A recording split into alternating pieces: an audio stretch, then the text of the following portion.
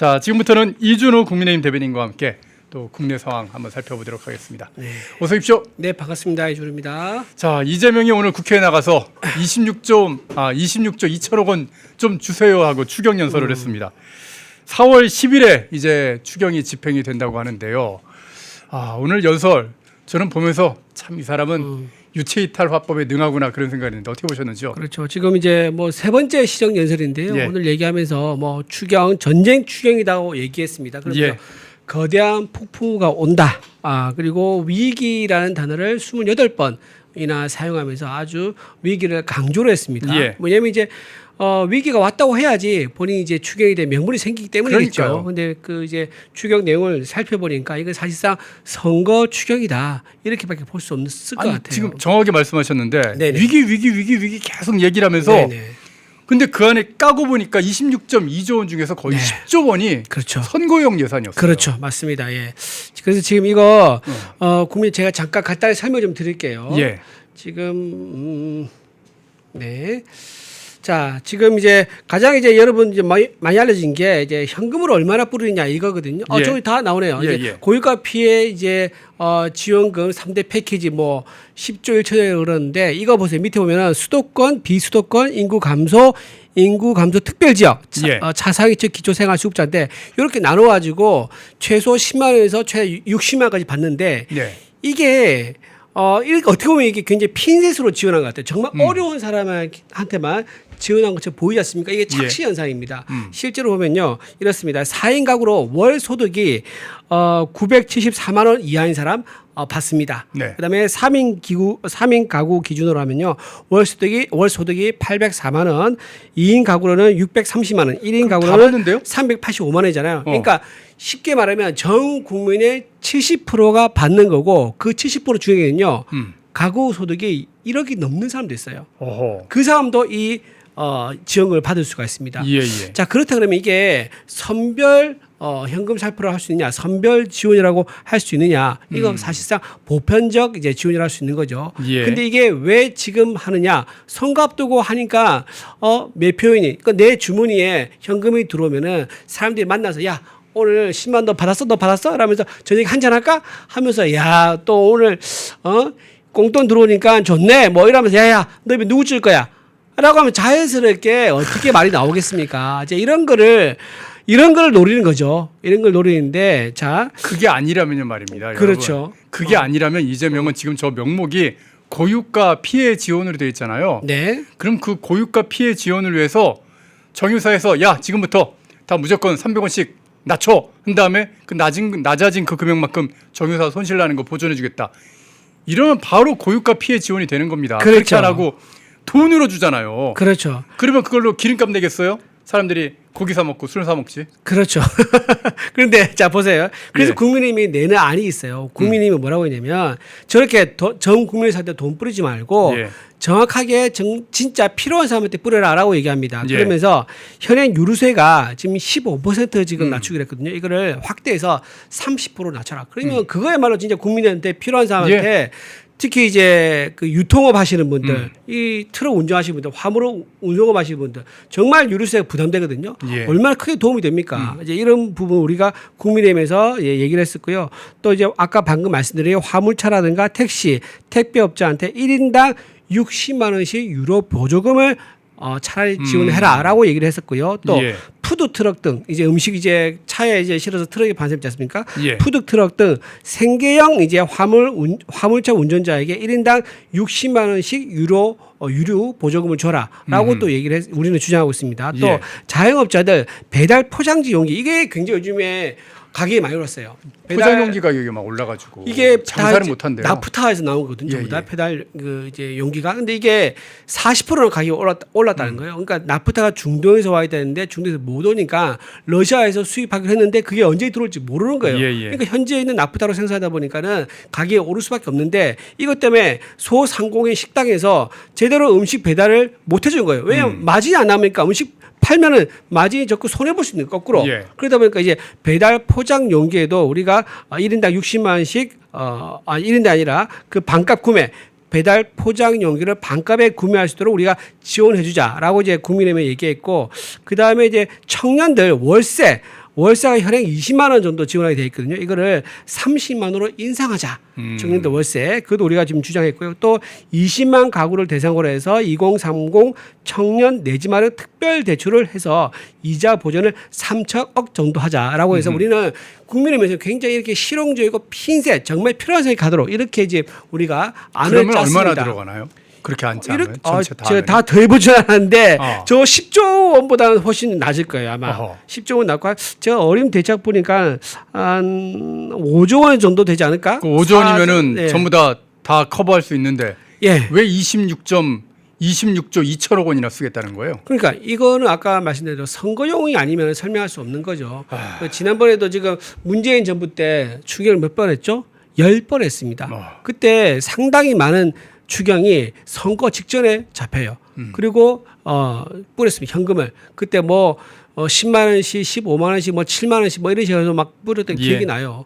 근데 그때 어쨌든 민주당에서 재미를 봤었죠. 그런 식으로 문재인 정부에서는 추경을 무려 10번이나 해가지고 154조 원의 추경을 했었습니다. 그때 우리나라 국가 부채가 네. 400조 원이 늘어났던 거 다들 기억하시지 않습니까? 그렇죠. 지금 이제 부채가 우리가 1,400조 원 그렇죠. 예. 그래서 지금 그때 얘기 나온 얘기가 문재인 정부 때 이 5년 동안 부채 늘어난 게 지난 역대 정부 다 더한 것만큼보다 만큼 비슷하다라고 예. 얘기가 나왔었어요. 예. 그보다 약간 이제 더 적긴 한데 어쨌든 그보다 거의 상응할 정도로 부채가 늘어나서 1,000조 원이 넘는 부채를 그때 문재인 정부 때 처음으로 만들었었습니다. 예. 예, 그랬던 이제 정부인데 그때 재미를 본 거를 지금도 이재명 정부가 한 번 더 재미를 보려고 하는 게 아니겠는가 그런 생각이 좀 듭니다. 예. 저는 이 예산 이렇게 쭉 보다가 요거 지방재정 확충 지원 9조 7천억 원. 이건 100% 지방 선거용이거든요. 그렇죠. 지방선거 공약 만들 때 요거 가지고서 이제 공약 만들어라고 지금 완전히 9조 7천억 원, 한 10조 원 정도 좀 찔러준 거고 거기다가 아니 기후부에 왜 엉뚱하게 5,200억 원을 지원해주고 뭐 풍력 발전 뭐 그리고 태양열 발전 여기다가 왜 1조 2천억 원을 지원해 주냐고요. 아니 진짜 말이 안 되는 그런 태양광 예산이에요. 사업은 문재인 정부부터 말이 많았었죠. 예. 그때도 태양광 사업은 사실상 중국 배불려주는 사업이다라는 얘기가 많았었어요. 그러니까요. 그래서 전부 다 그래서 우리 태양광 사업 만들 때 태양광 사업은 국산 거 써야 된다라고 얘기했는데 알고 보니까 어떻게 했죠? 중국에서 태양광 패널을 가져와서 택가를 해가지고 마치 국산인 것처럼 해가지고 태양광 사업했다가 이게 제대로 작동 안 돼가지고 엄청나게 감사를 많이 받았었습니다. 예. 그리고 그 업체도 공제도 적발이 돼가지고 공장도 굉장히 이제 징계도 처분도 많이 받았었고요. 자 이런 식으로 태양광 사업은 뭔가 민주당에서 중국과 연계되어 있는 그런 사업이라는 의심이 많이 들어요. 근데 이번에 또 다시 태양광 사업 얘기를 들고 또 나온 거예요. 그래서 저는 이런 것들이 굉장히 좀 도대체 중국과의 관계를 끊지 못한 이유가 뭔가 그리고 미국과의 거리를 두는 이유가 뭔가 이번에도 미국에 대해서는 일본 같은 경우 다카이치 총리가 뭐 이제 춤도 추고 안 안고도 했지만 예. 어쨌든 트럼프 입에서 일본 얘기 안 나왔잖아요. 예, 근데 트럼프 입에서 지금 한국 얘기 나왔어요. 딱 나왔습니다. 그러니까 우리가 필요할 때 한국 도움을 주지 않았다. 한국이 도움 필요할 때 우리는 도움을 줬었다. 그거 할 말 없잖아요. 사실이니까. 예. 6.25 전쟁 보세요.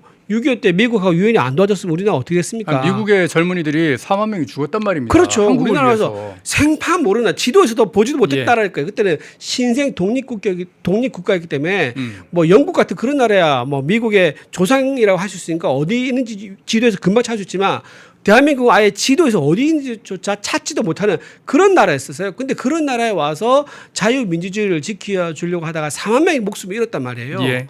그런데 미국에서 도움을 달라고 했는데 우리가 전혀 반응 안 했다? 실질적으로 도움을 주는 거는 그 나중에 문제지만 우리가 도움을 주겠다라는 그런 신호 정도는 줬어야 돼요. 호응을 하는 정도 그 정도는 줬어야 되는데 일본처럼 그런 신호조차 주지 않고 냉담한 모습을 보여주니까 트럼프가 딱 찍어서 한국을 언급한 거 아니겠느냐. 그러면 트럼프 정권 내에서 한국에 대한 보복을 우리는 생각하지 않을 수 없는 거예요. 아니 월남전에 케네디가 좀 도와달라고 딱 했을 때 케네디하고 박정희하고 사이 별로 안 좋았거든요. 그런데도 파병했지 않습니까? 그 덕에 우리가 얻은 이익이 얼마나 많은데요.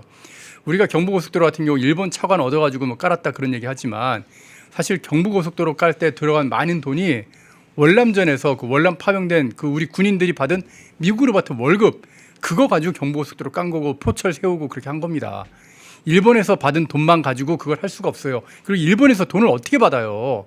일본이 안 준다고 하고 버텨버리면 못 주는데. 그 재미있는 거 해드릴까요? 경부고속도로 지금도요 미군들은요 공장 가세요? 미군들은 공짜예요. 아, 미군 그래요? 군용차가 지나가면 왜냐면요. 어. 그때 우리가 그 경부 고속도로 깔 때 기술이 부족하잖아요. 예, 예. 근데 미군 공수부대가 거기에 참여해 도와줬어요. 아하. 그 조건이 뭐였냐? 이 경부 고속도로가 완성되고 나면 미군이 지나갈 때 돈을 받지 않기로 한 거. 그 재미있는 역사 뒷얘기인데 어허. 그래서 지금 근데 실제로는 고속도로 이용 잘 안 해요.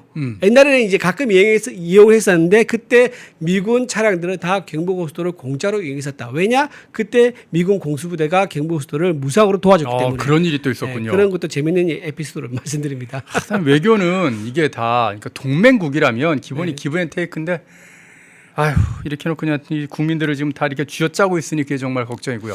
그리고 자, 아까 예. 지금 아까 경제 위기를 좀 더 말씀을 드리면은 지금 어떻습니까? OECD에서 이제 분석한 자료가 이제 얼마 전에 나와서 화제가 됐었는데 경제 성장률이요? 그렇죠. 성장률이 우리가 떨어졌죠. 예, 1.7로 떨어졌습니다. 그렇죠. 2.1이 떨어졌는데 예. 특이한 게 뭐냐면 미국은 오히려 올라요. 올랐어요. 그렇죠. 근데 일본하고 중국은 그대로예요. 예. 그럼 왜 우리나라만 떨어지죠? 그러니까 지금 세계 제3의 눈에서 봐도 제3자인 객관적으로 봐 제3자가 객관적으로 봐도 한국의 경제 지금 펀드멘털이 굉장히 약하다는 겁니다. 그러면서 또 물가 상승률 어떻게 보죠? 물가 상승률 잠정치는 거의 1% 포인트 상승합니다. 이거 지금 어떻게 될지 모릅니다, 여러분. 네. 지금 유가가 이렇게 올라오면요. 이거 유가 이렇게 올랐는데 거기다 환율까지 지금 더해서 올라가잖아요. 그렇죠. 우리가 실제로 사서 쓰게 될 이제 기름값은 진짜 천정부지로 오르게 되는 거고 뭐 자동차 좀 덜 타면 되지. No. 자동차만 덜 타면 되는 게 아니라 우리가 쓰는 모든 제품에 플라스틱 다 들어가잖아요. 하다못해 포장하는 포장 용기도 플라스틱이란 말입니다. 모든 물가가 다 폭등할 수밖에 없다니까요. 그렇죠. 물가 오르죠. 예. 그리고 경제 성장률 떨어지죠. 예. 그러면서 유가도 오르죠. 환율도 오르죠. 이걸 다 통틀으면 쉽게 말해서 뭐가 되느냐? 스태그플레이션이 되는 거예요. 스태그플레이션 여러분 정말 경제에서 무서운 이유가 스태그플레이션입니다. 제일 그죠? 해결하기 어렵습니다. 제일 이게 고통스러운 경제 악재인데 이게 쉽게 말하면 경제는 침체되는데 물가는 오르는 거예요. 예. 그러면 일자리도 창출이 안 되고 공장도 안 돌아가는데 물가가 떨어지잖아. 어떻게 됩니까? 많은 사람들이 자기가 경제 활동을 못 하는 거고 근데 물건을 사려고 그러니까 뭐 밥을 사 먹든지 뭐 이동하려든지 뭘 사야 되지 않습니까? 그런데 그거는 또 가격이 올라서 너무 비싼 거야. 그러니까 이거 황당한 이런 상황이 올 수 있는 거예요. 근데 최악이죠. 그 최악이죠. 근데 이 최악의 상황을 지금 우리가 겪고 있는 거고요. 환율이 특히 중요한데 환율이 왜 이렇게 오른지 아세요? 다른 나라는 환율 이렇게 우리나라처럼 오르지 않습니다. 아, 예. 우리나라만 그게 유독 올랐는데 한국만 올라요. 한국만. 이게 왜 그러냐면 전 국민에게 현금을 살포하니까 우리나라 돈의 가치가 떨어진 거예요. 예. 그러면 자연스럽게 환율이 오를 수밖에 없습니다. 자, 그런데 이 상황에서 뭘 한다 그랬죠? 지금 이재명 정부가 전 국민 70% 대상으로 현금을 또 뿌려대잖아요. 예. 그러면 어떻게 돼요? 돈이 더 풀리는 거예요. 돈이 더 풀리면 어떻게 되죠? 아까 제가 말씀드렸죠. 돈의 가치가 떨어지죠. 그럼 환율 또 올라. 또 올라가는 거죠. 그러면 어떻게 됩니까? 중소기업들이 외국에서 원자재 사올 때 엄청난 돈을 줘야 되는 거예요. 그럼 어떻게 돼? 그 공장에 찍은 공장의 물건의 값이 오르는 거죠. 그러니까 이렇게 악순환되는 거예요. 물건값이 더 오르는 거예요. 자, 이런 상황이 되는 황당한 경우가 지금 황당한 상황이 되는데 이거를 지금 이재명 정부가 모르지 않을 거예요. 예. 근데 모르지 않을 것도 한 이유가 뭡니까? 선거에서 그죠, 이기죠. 선거예요. 예. 그러니까 나라 경제가 망하든 말든 스태그플레이션 오든 말든 일단 선거에서 표를 사고 보자라고 하는 그런 목적 때문에 이루어지고 있다라고 말씀드립니다.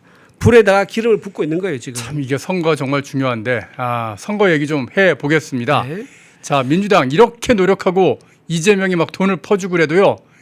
이 사람들의 DNA에 흐르고 있는 그 모든 문제 왜 뭐 핫한 뭐 터지면은 다 이 선거와 관련된 이런 문제들이 터진지 모르겠습니다. 자, 이 지금 정원호 서울시장 예비 후보 네네. 미스터 칸쿤 미스터 칸쿤의 남자 차라리 칸쿤 시장으로 출마해라 뭐 이런 얘기가 있을 정도인데 그런 얘기도 합니까? 예, 그런 얘기가 있을 정도입니다. 자, 칸쿤 의혹이 지금 일파만파 커지고 있습니다. 칸쿤에 왜 성동구청에서 여성 공무원 한 명만 갔느냐, 그리고 그걸 감추기 위해서 서류를 조작했다는 의혹까지도 있는 상황인 예. 거고요. 또 칸쿤에 다녀오고 나서 나중에 그 사람이 재채용되는데 재채용될 때 주무관급에서 원래는 이제 있었다가 나중에 국장급으로 채용이 됩니다. 두 계급을 한꺼번에 그렇죠. 예. 그게 이제 원래는 이제 임기제 다급이면 6급에서 7급 사이거든요. 근데 이제 가급으로 와요. 가급으로 오면 이게 3급에서 4급 사이입니다. 그러니까 이게 엄청 높은 급이에요. 그러니까 성동구청에서 직위를 비교하자면 국장급이 되는 겁니다. 예. 국장급이고 구청에서 국장은요 한 7, 8개밖에 없어요. 예. 그 정도로 국장 자리가 아주 귀하고 피라미드로 치면 성동구청 공무원의 최정점에 있는 그룹이다라고 봐도 무방할 정도예요. 근데 그 사람이 경력이 뭐냐면 청년 정책 전문가니까 이거였었어요. 근데 이번에 새로 채용될 때는 보니까 또 기획 운영관인가 뭐 이렇게 해서 돼가지고 예. 본인의 이력이라든가 전문성과 관련 없는 직인데 훨씬 더 높은 연봉의 고위직으로 채용된 것에 대해서 이거 칸쿤과 관련 있는 거 아니야? 라는 의혹이 자연스럽게 나올 수밖에 없는 거죠. 근데 저는 더 화나는 게 그걸 감춰보겠다고 서류를 갖다가 뭐 남자라고 썼던 그걸 빼버리질 않나. 나오네요. 그리고 그 빼버린 걸 갖다가 이거는 뭐 개인 정보라서 뺐다 뭐 그런 소리를 하지 않나. 황당한 얘기를 하죠. 온갖 변명을 하고 뭐 그리고 칸쿤은 중간에 경유지밖에 안 됐다고 그러는데 아니 무슨 경유지에서 2박 3일인 사람 어디 있어요. 자, 이제 그리고 그게 그 네. 같이 출장 갔던 사람들이 다 얘기를 했잖아요. 네. 거기 가서 무슨 뭐 비치? 예, 그거 다 해변, 갔다고. 해변에. 예. 그러니까 그 이재섭, 이름이 제가 좀 정확히 모르겠는데 안동시 시의원이 있습니다. 예, 예. 이재섭인가 그러는데 그분이 저 일정에 동행했다 그러더라고요. 그러니까 출발은 따로 있는데 저기서 네. 합류를 한 거예요. 그래서 같이 다니는 사람이 있어요. 그 시의원이 쓴 출장 보고서가 있습니다. 그래서 예. 전날에 기록이 있어요. 전날의 기록이 성동구청에서 나온 출장 보고서와 또 그 시의원의 보고서가 다릅니다. 같은 날 같은 장소에 갔는데 보고서는 달라. 내용이 달라. 누군 하나 거짓말한 거예요. 그렇죠. 완전히 거짓말한 거지. 자, 네. 제가 말씀드릴게요. 일단 성동구에서 나온 출장 보고서는요. 일정이 딱 하나입니다. 오전에 비어 있고 오후에는 평가 회의를 했다는 건데 예. 평가 회의는 뭐냐면 그 전에 했던 뭐 참여 민주주의 포럼인가 예, 예. 거기에 갔다 와서 우리가 잘했나 못했냐 뭐 이런 얘기 했다는 그런 얘기예요. 사실상 이게 평가 회의를 칸쿤에서 가서 할 일이 뭐가 있습니까? 아니 그 자리에서 그냥 바로 하면 되지. 바로 하면 되죠. 예. 자, 멕시코 일단 시티에서 끝내면 되죠. 그렇죠. 그랬었는데 자, 이 시원에 쓴 보고서 어떻게 되냐면 일단 오전에 일정이 있어요. 아까 성동구청에는 오전에 일정이 비어 있다 그랬잖아요. 예. 그 시원의 보고서에는 어떻게 되냐면 칸쿤 해변 체험이라고 되어 있습니다. 이게 무슨 말이냐? 저기서 수영복 입고 놀든지 아니면 뭐 비치복 입고 놀든지 놀았다는 얘기예요. 예. 쉽게 말해서. 자, 오후 일정 보겠습니다. 오후 일정 뭐냐? 시간대 같아요. 아까 거기 성동구에 있는 그 보고서에는 2시에 평가회의 했다지 않습니까? 예. 근데 이 10월에 2시 보고서에는 뭐라 되어 있느냐? 마야 문명 박물관에 갔다고 되어 있습니다. 그러니까 이 사람들한테 입만 벌리면 그냥 구라가 자동으로 나옵니다. 그러니까 오전에 바닷가에서 놀고 오후에 에어컨 나오는 박물관 가서 구경했다. 이 얘기예요. 쉽게 예. 말하면. 자, 이 누가 거짓말한 것 같습니까? 뻔하죠. 제가 보기에는 여러분들 뭐 다 아시고 제가 뭐 굳이 말을 하지 않겠지만 자 어쨌든 감추는 쪽이 거짓말할 경우가 많습니다. 지금 예. 국회에 대한 자료를 저렇게 조작해서 낸다든가 감춘다든가 그리고 경유에 따른 저런 황당한 얘기를 한다든가 그쪽이 허위로 지금 얘기하고 있을 가능성이 되게 높다. 그리고 마지막으로 경유 얘기했지 않습니까? 저 경유가 또 말도 안 되는 게 원래 출발할 때 메리나라는 곳이 있어요. 거기서 칸쿤 가서 오스틴 갔다고 얘기를 하지 않습니까? 칸쿤에 들려야지 뭐 오스틴 가는 뭐 차필이 많았다 이렇게 얘기를 해요. 근데 그거 더 짧고 빠른 데가 있어요. 메리다에 출발해 가지고 휴스턴 갔다가 지금 오스틴 가는 게 훨씬 더 빠르고 경유 시간도 짧습니다. 아니 거기 그냥 다 시간표 그냥 뽑아보면 결과 그렇죠. 다 이거 나오는데. 금방 확인돼. 아니 너무 쉽게 확인되는데 그걸 거짓말을 합니까? 금방 뽀록나는 거 왜 저렇게 경유지가 거기밖에 없었기 때문에 마치 간 것처럼 이렇게 얘기를 합니까? 그리고 칸쿤 곳 자체가요. 그냥 저 나라에서 유명한 휴양지가 아니라 전 세계적으로 모든 사람들이 여행지예요. 신혼여행지로 최고로 가고 싶은 곳이 칸쿤이라 그래요. 예. 근데 그런 곳을 저기 나오네요. 지금 저 곳인데 진짜 워너비 아니겠습니까? 저 곳에 가고 싶은 게 그런데 마치 공무인 것처럼 꾸미려고 얘기했던 거 정말 그만 너무 속보이는 짓을 하셨다라고 말씀드립니다. 예. 왜 갑자기 여기 또 송영길 얘기를 또 끼워 넣으십니까? 송영길 얘기는 좀 이따가 하도록 하겠습니다. 예. 옛날 송영길 그 얘기하고 송트남 뭐 이러면서 얘기하시는데 그건 나중에 얘기를 좀 하시죠. 어쨌든 칸쿤의 남자의 칸쿤의 그날의 비밀 궁금하다 말씀드립니다. 미스터 칸쿤의 이야기. 약간 예. 미스터 칸쿤 때문에 서울시장은 지금 판도가 지금 완전히 흔들리고 있습니다. 그리고 그 얘기 해야겠다. 그 이번에 서울시장 후보 자기들끼리 토론했었거든요. 맞아요. 그거 봤어요? 예. 거기에 칸쿤 얘기 한 마디도 안 나와. 그거 안 하더라고요. 그게 말이 됩니까 이게? 아니 왜 안 해요? 대한민국 전 언론이 보더라고. 아니, 보도한 한 개도 없어. 박주민이 그렇게 도이치모터스 갖고 이렇게 난리치더니만 전현희 얘기를 안 해요. 전현희도 얘기도 안 하고. 전현희는- 전혀 얘기 안 해. 아니 여성인데 더 난리 쳐야 되는 거 아니에요? 전현희 의원 진짜 여성으로서 자격이 진짜 의심스러운 게 저런 거 본인이 더 나서서 얘기를 해야죠. 근데 예. 질문도 안 하고 한마디도 안 해. 둘 다. 왜 그랬을까요? 이재명이 남자라고 생각하고 있는 거야. 이재명이 픽을 했는데 이재명이 픽된 후보에 대해서 공격적인 질문을 했다? 그러면 이재명한테 공격받을 걸 두려운 거예요, 지금. 전현희하고 박주민 의원은. 그러다 보니까는 눈치를 볼 수밖에 없었다. 그리고 나중에 공격받으면은 위에서 신호가 왔나? 박주민도 꽤 공격을 했는데요. 예. 그 정원호가 대답도 제대로 못했는데 위에서 교통정리 신호가 좀 와가지고 박주민이 찔끔한 건 아닐까요? 뭐 그럴 수도 있겠지만 제가 보기엔 이재명에서 문자 폭탄을 했을 것 같아. 문자 폭탄. 너 이거 질문만 해봐라. 질문만 해봐라. 아하. 니 오늘부터 수박이다. 질문하면 오늘 방송 끝나면 니 그때부터 수박이다. 아마 왕수박으로 만들어주겠다.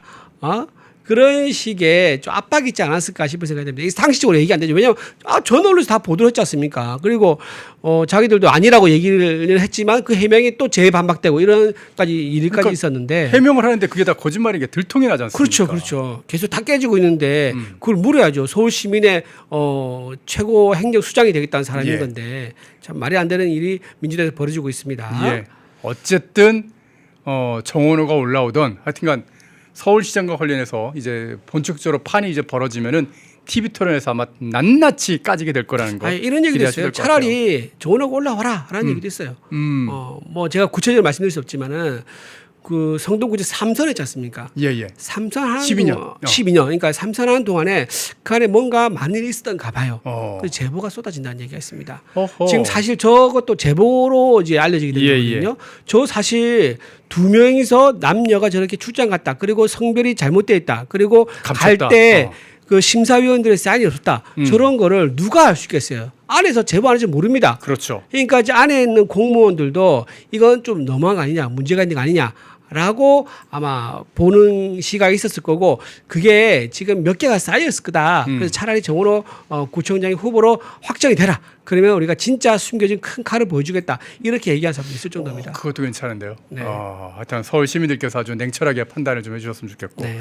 자 그런가 하면은 뭐 하여튼간 막대기만 꽂아도 뭐 당선된다는 이 호남 지역 전북지사가 돈 아이고야. 봉투를 돌리다가 그냥 딱 걸려버렸습니다. 저거 5만 원짜리 아니에요? 5만 원짜리. 예, 5만 원짜리 주고 저거 말고도 봉투 주는 것도 있어요. 자 김관영 현 전북지사. 네. 그러면서 또 이제 이번에 전북지사 지금 또 도전하고 있는 후보인데 와 이제 민주당에서 야 이건 너무 빼박이다라고 생각한 것 같습니다. 뭐 이렇게 정원호처럼 질문하지 마 이게 아니라 아예 그냥 바로 제명을 시켰더라고요. 영상이 있으니까. 영상이 있으니까. 그냥 빼박이다라고 생각한 거고 예. 또 추가로 좀 조사를 한 것 같아요. 그래요? 보니까는 증거인멸 의도가 좀 있었던 것 같아요. 아하. 움직임이죠. 증거인멸 움직임이 있었다.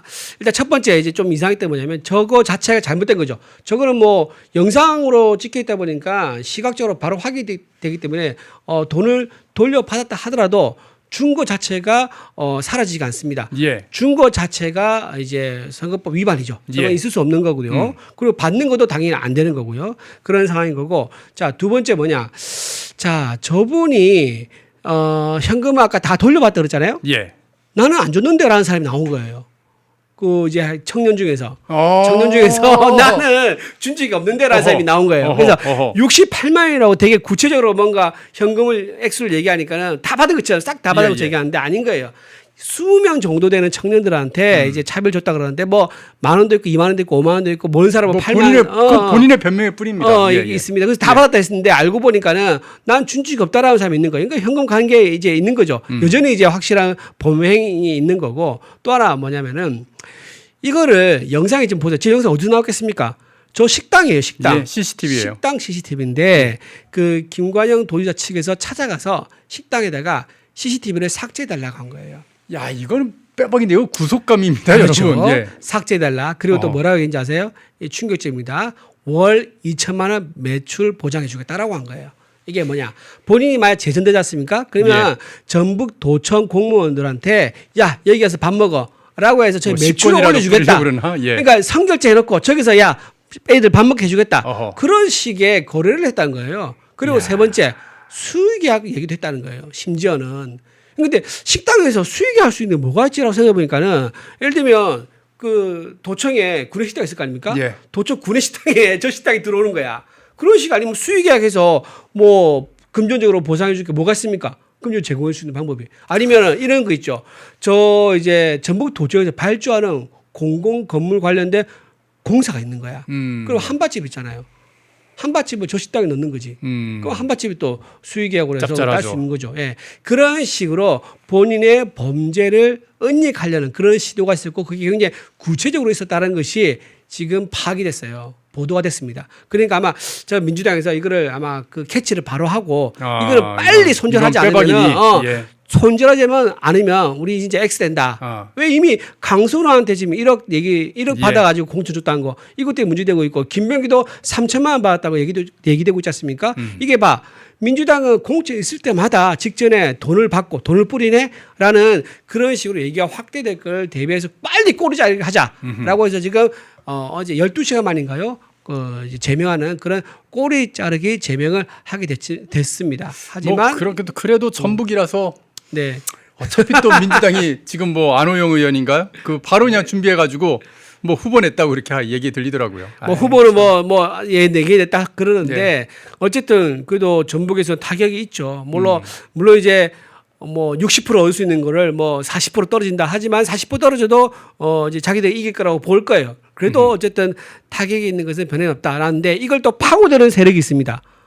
바로 조국혁신당에서 그럴 수 기가 있겠구나. 막히죠. 조국혁신당에서 오늘 입장문을 낸 거예요. 야 예. 여기서 후보 내지 마. 여기 지금 이렇게 해서 현금 살포하다가 강선하고 김병기처럼 아직까지 돈 받고 돈 뿌리는 이런 못된 돈 선거를 하는 이런 게 나왔는데 야, 조국이 좀 요번에 조국을 파이팅하라고 그래야 되나? 예. 전북에 후보 내면 안 되는 거 아니야? 예. 라고 얘기하면서 조국 혁신당에서 후보를 내겠다. 그러니까 너는 후보 내지 마라고 요구를 했다는 거예요. 그러니까 자기들끼리 뭐 어떻게 지지고 받고 잘할지 모르겠지만은 하여튼 조국도 이걸 파고들어서 하려고 하고 본인도 나중에는 뭐 그건 뒤에서 얘기하겠습니다. 예. 조국 얘기 조금 더 있다 하고요. 네네네. 자, 일단 뭐 전북은 그렇다고 치고 네. 아니 대구는 말입니다. 네. 지금 엉뚱하게 갑자기 홍준표 전 대구시장이 튀어나와가지고 네. 민주당의 김부겸을 지지한다 지지선을 해버렸어요. 지금 이제 홍 전 시장이죠. 홍준표 예. 전 시장이 이미 국민의힘을 뒤통수를 친 게 지금 뭐 좀 됐기 때문에 네네. 저는 뭐 특별한 충격은 아닐 거라고 봅니다. 왜냐하면 지난번에도 계속 이제 우리 당내에 분란이 있으면 오히려 분란을 정리하기보다는 분란을 더 부추기는 이런 발언을 예. 좀 많이 하셨어요. 그래서 우리 당내 갈등을 좀 유발하고 당내 갈등을 좀 조장하는 그 이유가 뭘까? 혹시 민주당한테 점수 달려고 그러는 건가? 라는 생각이 하는 사람도 있을 정도로 굉장히 좀 우려가 됐었는데 이번에 본색을 드러난 것 같아요. 지금 김부겸 이제 대구시장 후보를 지지선 했다. 자, 본인은 뭐라고 했냐면 대구를 위해서 하는 것처럼 얘기합니다. 예. 오딩을 볼게요. 이번 기회 놓치면 대구 나락 못 벗어나라고 얘기하거든요. 자, 자기가 대구시장이었잖아요. 자기가 대구시장이었고 대구시장 지금 공석도 1년도 안 됐을 거야. 그렇게 하고서 바로 그냥 걷어차고서는 자기 출마해버렸잖아요. 그렇죠. 보세요. 그러면 그 전에 지금 대구시장 시장 이끈 거 이제 뭐예요? 그러면 그게 나락이었다는 얘기입니까? 본인 스스로가 모순된 얘기인 거죠. 자, 그리고 김부겸 저 민주당 후보가요. 대구시장 이번에 처음 출마한 게 아니에요. 예. 2014년인가 14년이요. 14년. 그때 출마했었는데 그때도 홍준표 시장이 저렇게 김부겸 전 총리에게 지지선을 했습니까? 안 했어요. 오히려 비판 얘기를 많이 했을 겁니다. 근데 왜 갑자기 김부겸 이제 후보를 지지선을 하는 거죠? 이건 정치적 계산으로밖에 해석할 수 없는 거예요. 본인이 지금 뭐죠? 무소속입니다. 무소속. 그러니까 한마디로 회사지대에 있는 거죠. 아니 자, 은퇴하신다고 그렇게 얘기해놓고. 그렇죠. 은퇴한다고 본인이 정계를 따라겠다 얘기했지만. 그래놓고서는 왜 이렇게 자꾸 일을 본인이 시는 거예요? SS 글을 보면 본인이 주목받지 못하는 거, 카메라가 나를 향하지 않는 거, 언론에 내림이 나오지 않는 거 이건 못 참는 거야. 참을 수 없는 것 같아. 완전히 좀 뭐랄까 관심을 갈구하는. 그 문제의병이잖아요. 그게 문제의병. 예, 문제의병. 그 병에 걸린 것 같은데, 자 저렇게 하는 이유가 저는 있다고 봐요. 저 이유가 뭐냐면은 바로 김부겸 총리를 도와주고 김민석 총리가 전당대에 나오잖아요. 그럼 총리 자리 비지 않습니까? 그래서 그 총리 자리를 받기 위해서 확실하게 이재명 대통령에게 눈도장을 찍기 위해서 만들어준 그 김부겸을 만들어주려는 게 아니겠느냐라는 생각을 많이 주변에서 하고 있습니다. 아니 무슨 놈의 정치판이다. 야로가 이렇게 판을 치는 이런 정치판이 됩니까? 아 정말 참 씁쓸하고 예. 참 이 정치인의 말로 한때는 이제 모리시계 검사 보수에서 진짜 제대로 된 저격수라고 보수에서 인정받고 존경받았던 분인데 본인이 어쨌든 뭐 대선에 나왔죠. 대선 나와서 본인이 대선 경선에 마지막까지 못 올라갔다. 그거를 가지고 나를 이렇게 못 알아볼 수 있냐고 하면서 국민의힘을 저렇게 배신하고 밖에 나가서 민주당 후보를 도와줘서 대구시장 만들겠다고 하는 게 과연 정말 그동안의 홍준표 그동안 자기가 시장은 걸어온 길을 갖다 다 이렇게 망가뜨립니까?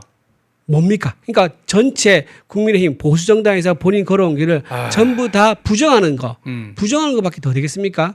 그렇기 때문에 저는 오히려 홍 시장의 김부겸 지지 선언이 저는요 오히려 대구시장 선거에서 나는 오히려 국민의힘이 더 잘 됐을 거라고 봐요. 그 대구시장 선거 중 국민의힘 지금 일단 이정현 공관위원장 사퇴하고 나서 네. 박덕흠 위원장이 지금 뭐 들어가긴 했는데 대구시장 선거는 어떻게 되는 겁니까? 지금 이준숙 전 방통위원장 같은 경우에 뭐 이거면 경선 아예 원점부터 재시작하자 뭐 이런 얘기하던데 네. 그게 가능한 거예요? 가능하죠. 네, 가능하죠. 지금 이제 일단 그 사진 있는 건 모르겠네. 지금 대구에서 어젠가 오늘인가요? 그 전부 다 모여가지고 뭐 공정 뭐 경선 뭐 협약식인가? 그 자리에는 참석을 안 했더라고요. 그 맞아요. 그 찍은 사진인데 그 예. 찍은 사진 보면 주호영 의원이 혼자 와가지고 가운데 비집고 들어가지고 가운데에 딱 서죠. 있죠. 예. 근데 그 사진이 굉장히 어색해요. 왜냐하면 주변에 있는 후보들 전부 다 표정이 보면 씁쓸한 표정을 짓고 있습니다. 썩더라고요. 그렇죠. 예. 근데 진짜 씁쓸한 이유는요. 저 자리에 있어야 돼 한 사람이 없는 게 그게 정말 씁쓸한 거예요. 바로 요 저기인데 사진입니다. 예, 예. 이 사진인데 이 사진을 보면 지금 7명 있잖아요. 예. 8명이 돼야 돼요. 저기서 1등이 빠진 거예요. 그렇죠. 1등이 빠진 거예요. 그야말로 정말 어색하고 씁쓸한 사진입니다. 예. 근데 지금 주호영 의원 본인이 의기양양하게 지금 와 있지만은 1등 여론조사에서 압도적 저기 있는 사람 다 합해도 한 사람의 될까 말까 한 사람의 지지율이 될까 말까 지지를 얻고 있는 이진숙 전 방통위원장이 없는 게 정말로 좀 어색한 상황이라는 생각이 들고요. 지금 보세요. 지금 간판이 하나, 둘, 셋, 넷, 다섯, 6개잖아요. 예. 지금 갑자기 예정이 없던 주호영 의원이 끼게 되니까 맨 마지막에는 홍석조 의원이 누구랑 같이 들고 있습니까? 추경호 의원. 추경호랑 지금 편말 같이 들고 있어요. 그래서 저것도 저렇게 지금 됐구나. 굉장히 어색한 상황이 된 거예요.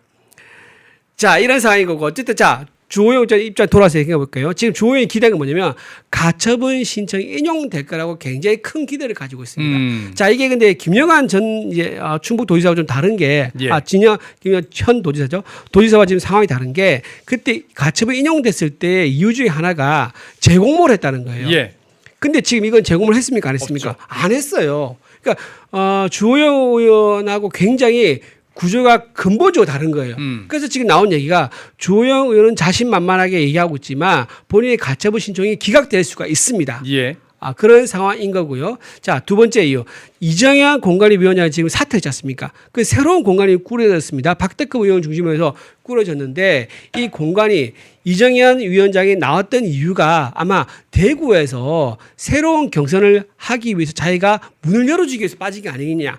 이런 해석이 많습니다. 예. 뭐 두 번째 이유로는 본인이 전남 광주 단체장 선거에 나가기 위해서라는 얘기도 있죠. 왜냐하면 공관위 위원장을 하면서 본인이 거기 나가게 되면 셀프 공천이라는 지적이 있을 수 있으니까는 나는 나와서 공관위 심사를 받고 정정당당하게 나가겠다. 그런 의미도 있을 겁니다. 예. 하지만 중요한 이유 중에 하나, 사퇴한 중요한 이유 중에 하나는 바로 대구 경선을 새롭게 해라. 내가 빠져주겠다라는 그런 의미가 상당히 큰 것 같아요.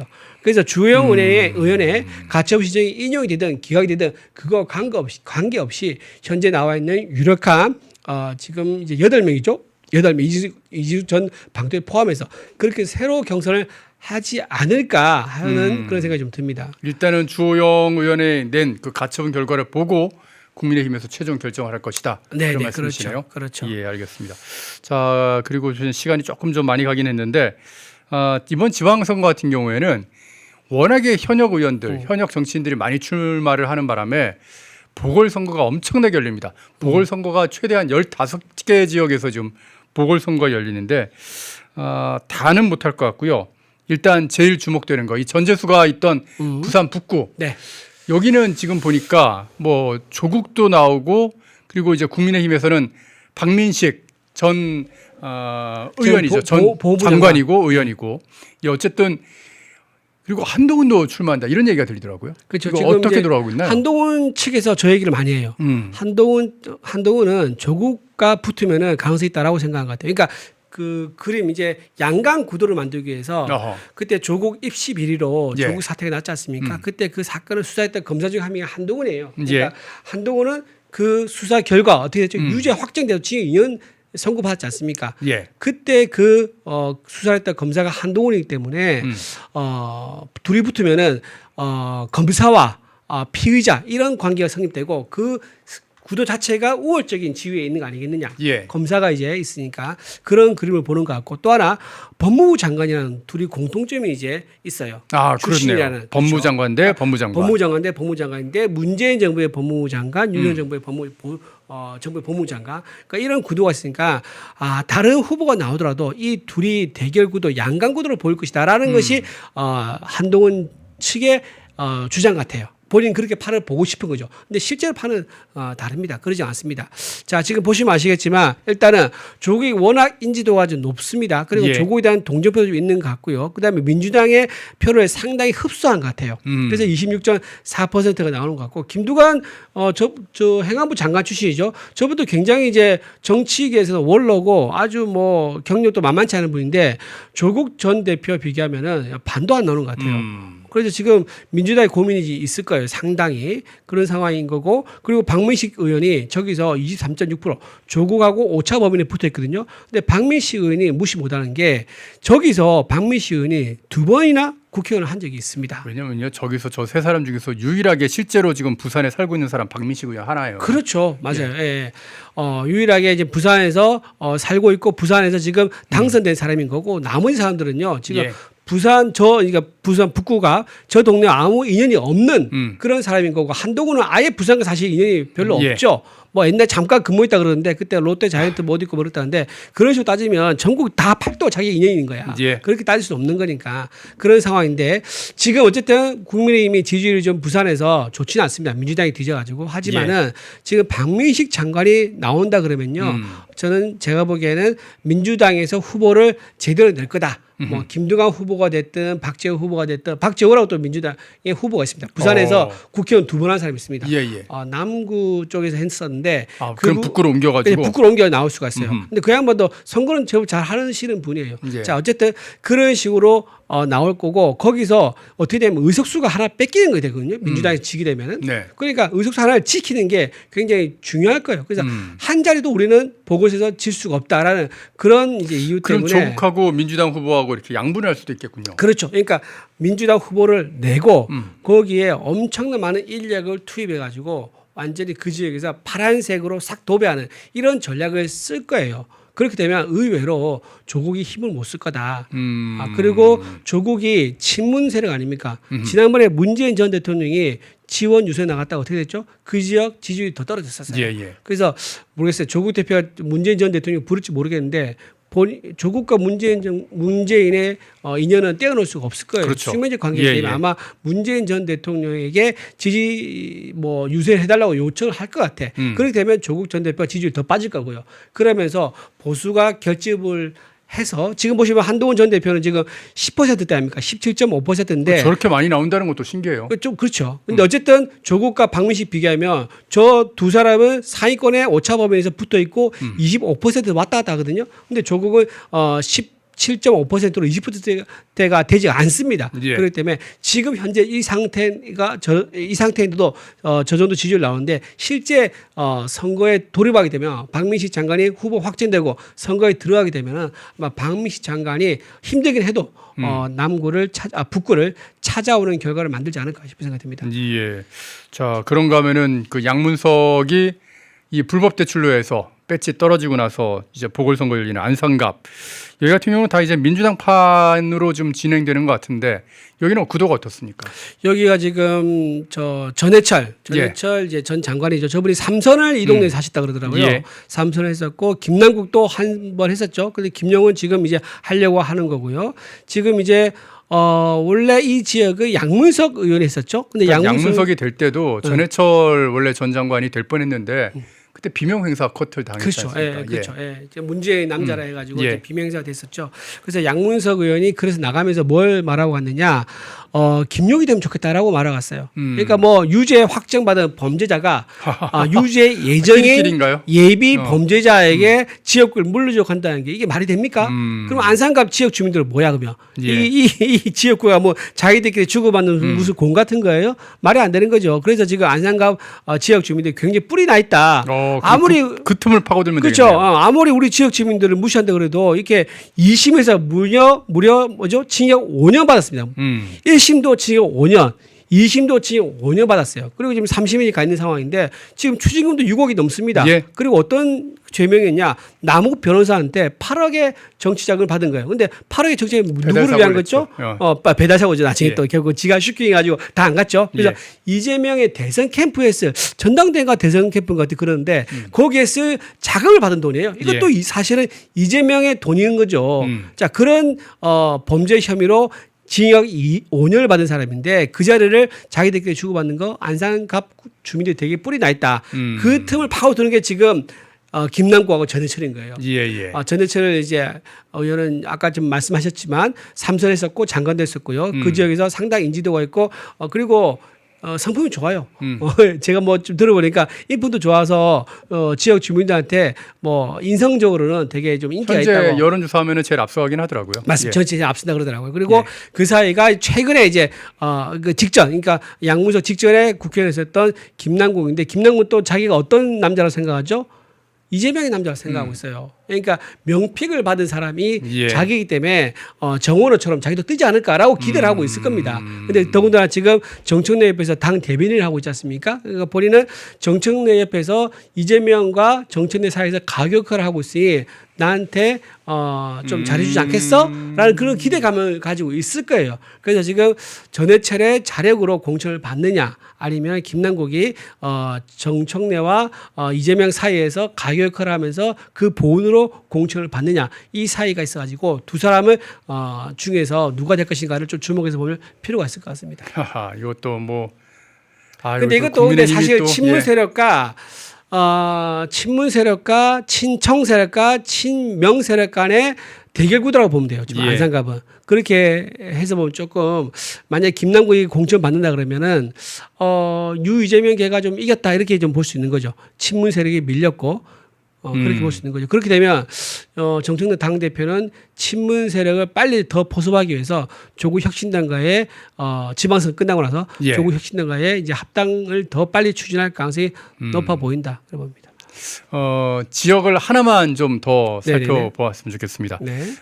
바로 평택을 지역인데 평택을 같은 경우에도 이제 민주당이 공직선거법 위반으로 해서 배지를 상실한 그런 지역이거든요. 근데 여기에 지금 출마하는 분들 보니까 만만치 않은 분들이 출마를 하시더라고요. 네. 평택은 왜 예. 유이동 의원님이 거기서 예. 많이 활동을 하셨었죠. 근데 지금 지지율 보니까는 상당히 격차가 좁습니다. 보니까 예. 민주당이 다 고만고만 몰려있어요.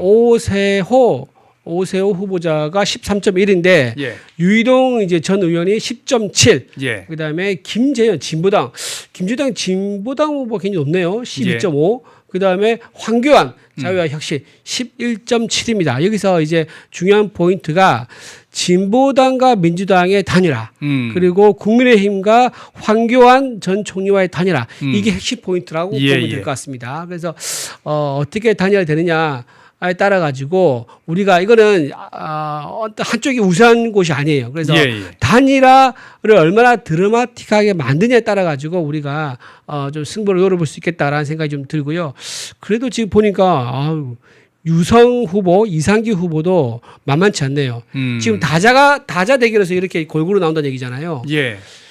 아이고, 지금 오차범위라고 생각을 해보면 지금 이게 플러스 마이너스 그렇죠. 3.5%니까 7% 차이까지는 얼마든지 그 오차범위 그러니까 대부분 다 오차범위 내에 있는 거죠. 그러니까 지금 오차범위 안에 후보들이 지금 다 몰려 있다 그렇게 보시면 될 것 같습니다. 예, 그래서 저는 황교안 이게 보니까 댓글에 보니까 벌써 황교안 전 대표님 승 뭐 이렇게 얘기 나오시는데 유이동 의원도 좀 의원 뭐 참 저도 생각이 많습니다.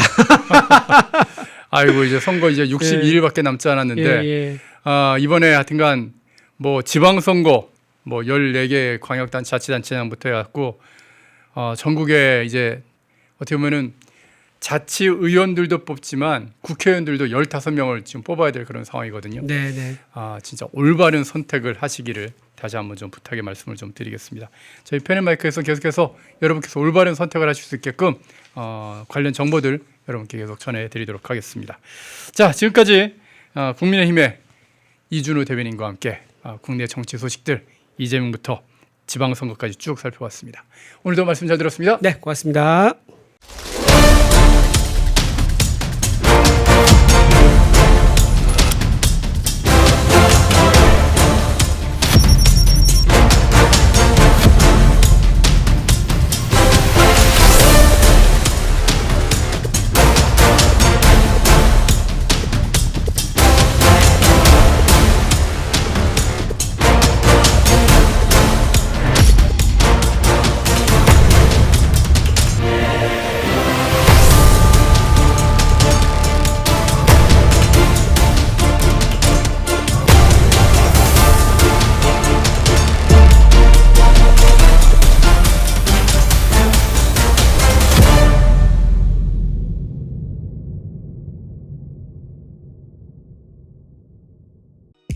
펜앤마이크에서 추천하는 영상도 보고 가세요. 다른 영상도 즐기시려면 구독 버튼을 꼭 눌러주세요.